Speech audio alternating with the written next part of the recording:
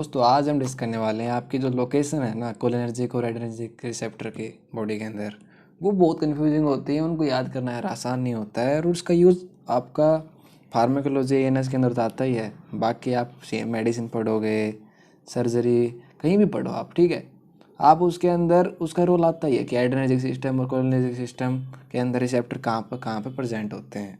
तो इस वीडियो के अंदर हम बहुत आसान तरीके से आपको मैं बताने वाला हूँ। तो सबसे पहले हम बात करते हैं कोलिनर्जिक की, ठीक है। कोलिनर्जिक की आपको जैसे पता है, नहीं पता तो बता देता हूँ। रिसेप्टर होते हैं दो टाइप के, इसके अंदर रिसेप्टर होते हैं दो टाइप के। कितने टाइप के? दो टाइप के। कौन से? Number 1 nicotinic, number 2 muscarinic. N for nicotinic, M for muscarinic. इसके अंदर फिर से आपको डिवाइड कर दो, एन और इसके अंदर एन आपका एम। एन से क्या समझते हो दोस्तों? नर्व और नर्व के बीच का है, तो ये आपका रहता है गैंग्लिया में ये प्रेजेंट होता है, गैंग्लिया में प्रेजेंट होता है। ऐसे यदि एन एम है आपका, N for nerve, M for muscle, तो न्यूरोमस्कुलर जंक्शन इसका मतलब है। न्यूरो मस्कुलर जंक्शन, ठीक है। उसके बाद दोस्तों ये बात हुई एन और एन की, ठीक है। इसमें आपको ज़्यादा दिमाग नहीं लगाना है। अब बात आती है दोस्तों एम देखिए मेन टाइप होते 3, ठीक है। ऐसे आपको 5 भी बताएंगे बुक बहुत सारी, लेकिन मेन आपको याद रखने हैं 3, M1 M2 M3। तो आप M1 को कैसे याद रखोगे? M1 is equal to stomach आपका सबसे पहले आप खाना खाते हो, सबसे पहले आपका स्टोमक में खाना जाता है, वहाँ से आपके कुछ न्यूट्रिएंट पास होके हार्ट में चले जाते हैं। तो स्टोमक M1 प्रेजेंट होता है और M2 आप हार्ट के और बाकी जो जाएगा हार्ट के बाद, ठीक है। ऑल अदर्स, समझे? नंबर 1 स्टोमक, सेकंड आपका M1 रहता है स्टोमक के अंदर, M2 रहता है हार्ट के अंदर, M3 रहता है ऑल अदर, ठीक है। ये आपको याद रखना है, टाइप ऑफ M और उसकी लोकेशन, ठीक है। M1 आपका स्टोमक के अंदर सबसे पहले खाना वहाँ जाता है, उसके बाद वहाँ से कुछ न्यूट्रिएंट आपके हार्ट में जाते हैं, उसके बाद आपका हार्ट पंप करता है बाकी जगह पे। ऐसे आप इसको सीक्वेंस वाइज याद कर सकते हो। ये बात की हमने आपकी कोलिनर्जिक की। बच गए अब एड्रेनर्जिक। एड्रेनर्जिक आपके दोस्तों जो रिसेप्टर होते हैं वो आपके, बताओ कितने टाइप के होते हैं? वो होते हैं 2 टाइप के। कौन से? Number 1 alpha, number 2 beta. Alpha और बीटा, अल्फ़ा और बीटा में फिर से डिवीजन हो जाता है, जैसे आपका एन और एम के अंदर हुआ था, अल्फ़ा 1 अल्फ़ा 2।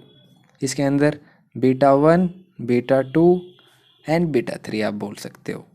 इसके अंदर बीटा अल्फ़ा 2 का जो ज़्यादा रोल नहीं होता है, इसके अंदर इसका ज़्यादा रोल नहीं होता है, ठीक है। इससे कुछ लिमिटेड बात होती हैं।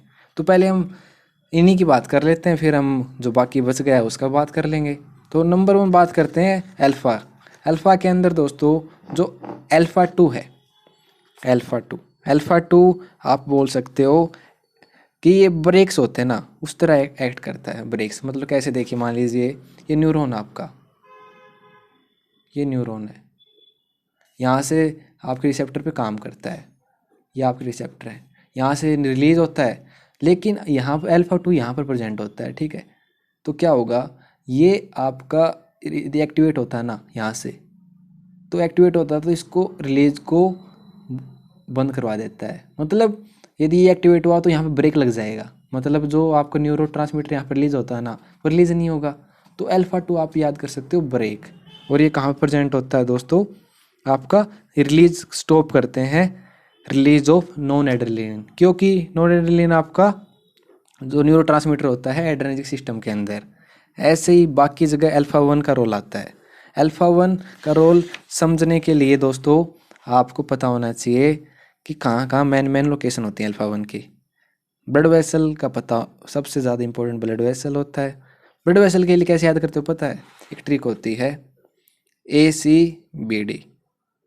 ए मतलब अल्फ़ा, बी मतलब बीटा, सी मतलब कॉन्स्ट्रिक्शन, डी मतलब डायलेटेशन, समझे? मतलब अल्फ़ा करवाएगा कॉन्स्ट्रिक्शन, बीटा करवाएगा डायलेटेशन। तो अल्फ़ा कौन सा है, अल्फ़ा 1, तो ये करवाता है वैसो कॉन्स्ट्रिक्शन। ऐसे ही नेक्स्ट आता है आई। आई के अंदर दोस्तों ये करवाता है मिड्रेसिस, मतलब रिलैक्सेशन, मिड्रेसिस। तीन ही मैन मैंने आपको याद रखने हैं, एक आई का रिलैक्सेशन करवाता है, एक आपका urethra, prostatic urethra, prostatic urethra. क्योंकि दोस्तों ये आपका जो आउटफ्लो है ना, outflow of urine, outflow of urine, उसको करवा देता है कम, कम करवा देता है। तो देखिए दोस्तों, आपका ये मान लीजिए यूरिनरी ब्लैडर है, यहाँ से आपका बाद में आगे प्रोस्टेट यूरेथ्रा की तरफ जाता है। जो आप प्रोस्टेट ग्लैंड होती है, बीपीएच के अंदर क्या होता है, हाइपरट्रोफी होती है। तो वहाँ पर आपको वैसे ही ऑलरेडी आपकी वो ज़्यादा हाइपरट्रोफी की वजह से जो ऑब्स्ट्रक्शन है वो ज़्यादा है, और ये फिर से कम करवा रहा है। तो मतलब हमें ब्लॉकर देने पड़ेंगे इस कंडीशन में। तो बीपीएच के अंदर अपन क्या देते हैं, अल्फा 1 ब्लॉकर देते हैं। जो उसके क्लासिकल एग्जाम्पल होता है टेमसुलोसिन। ठीक है, ये हम उसके बाद में डिस्कस करेंगे, ऐसे एक्स्ट्रा पॉइंट बता दिया था, ये इंपॉर्टेंट पॉइंट है, समझे। तो तीन याद रखने दोस्तों, ब्लड वेसल, आई और प्रोस्टेटिक यूरेथ्रा, समझे। अल्फा, उसके बाद आता है दोस्तों अल्फा को हुए, उसके बाद चलते हैं हम बीटा पे। अल्फा इतना ही था। बीटा में आपको कैसे कि याद रखना है, देखिए यहाँ पर हर जो आपका मैं कर ये था वाला था M2 हार्ट के अंदर कोलिनर्जिक रिसेप्टर थे, लेकिन जो वो प्रेजेंट होते हैं ना एडनर्जिक, वो होता है बीटा 1 हार्ट। तो ऐसे याद कर रखता हूँ मैं कि बीटा 1 और M2, बीटा 1 M2 मतलब एक बी पहले आता है उसके बाद M आता है, तो B1 M2 ऐसे याद करता हूँ हर्ट के लिए। आप ऐसे आप याद कर सकते हो, ठीक है। उसके बाद आता है बीटा 2। इसके अलावा आपका हर्ट के अलावा आप किडनी के अंदर प्रेजेंट होती है जो जेजी सेल होती है ना, जेजी सेल ऑफ किडनी, जो आपकी स्क्रिएट क्या करती हैं, रेनिन। वहाँ पर भी आपका बीटा 1 प्रेजेंट होता है। लेकिन आपको बीटा 2 के बारे में पता होना चाहिए कि बीटा 2 मेन जो मेनली होता है ना, मोस्ट ऑफ द जगह, मोस्ट याद करो। इसके अलावा कौन से आ जाएंगे, लंग्स आ जाएगा, आपका ब्लैडर आ जाएगा, जीआईटी आ जाएगा, ब्लड वेसल आ जाएगी, ठीक है। और लास्ट बच गया बीटा 3। इसका बहुत कम रोल होता है बीटा 3 का, लेकिन ये सिर्फ आपका यूरिनरी ब्लैडर के अंदर प्रेजेंट होता है, यूरिनरी ब्लैडर। देखिए ब्लैडर तो मैंने यहाँ पर भी लिखा है ऊपर वाला, यहाँ पर बीटा 2 ही प्रेजेंट होता है, लेकिन बीटा 3 सिर्फ ब्लैडर के अंदर प्रेजेंट होता है, बीटा 2 बाकी जगह ही प्रेजेंट होता है, ठीक है। तो ये आपका कौन से आपके फिर से एक बार रिवाइज करवा देता हूँ मैं फिर से दोस्तों। मान लीजिए ये है आपका कोलिनर्जिक, ये है आपका एड्रेनर्जिक, एड्रेनर्जिक आपका एम और एन, एन मतलब nicotinic, M for muscarinic, adrenergic मतलब अल्फा, ये आपका बीटा, मस्करेनिक आपका M1 2 3। स्टोमक पहले गया, फिर हार्ट में गया, फिर आपकी अदर जो बाकी जगह हैं ऑल अदर वहाँ पर गया, ऑल अदर, ठीक है। ऐसे याद कर सकते हो, लिख देता हूँ इधर stomach heart. Nicotinic NN ganglia, NM neuro muscular junction, ठीक है, सिंपल सी बात। अब हम बात आते हैं अल्फ़ा पे।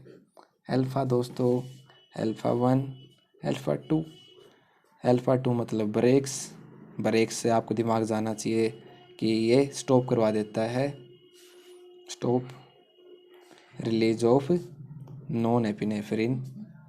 और अल्फ़ा 1 होता है मैं इसका मैन, ये आपकी 3 जगह करता है। मैं फिर से इधर लिखता हूँ, अल्फ़ा 1 का ब्लड वेसल के अंदर कॉन्स्ट्रिक्शन, ठीक है, ब्लड वेसल के अंदर आपका कॉन्स्ट्रिक्शन कैसे, क्योंकि एस सी से हमने याद किया था, अल्फ़ा मतलब वैसो कॉन्स्ट्रिक्शन।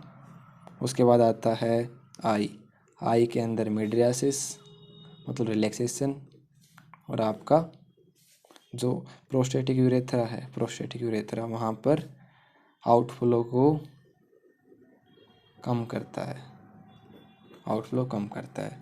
ये हो गया अल्फ़ा के काम। हम चलते हैं बीटा। बीटा आपके बीटा 1, बीटा 2, बीटा 3, ये मतलब हार्ट,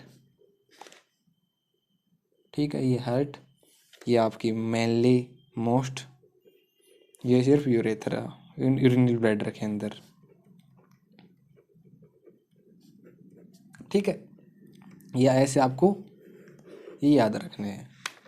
तो दोस्तों होप कि आपको एक अच्छा आइडिया लग गया होगा कि कैसे रिसेप्टर आपको याद रखने हैं, कैसे आपको इन चीज़ों को रिटेन करना है।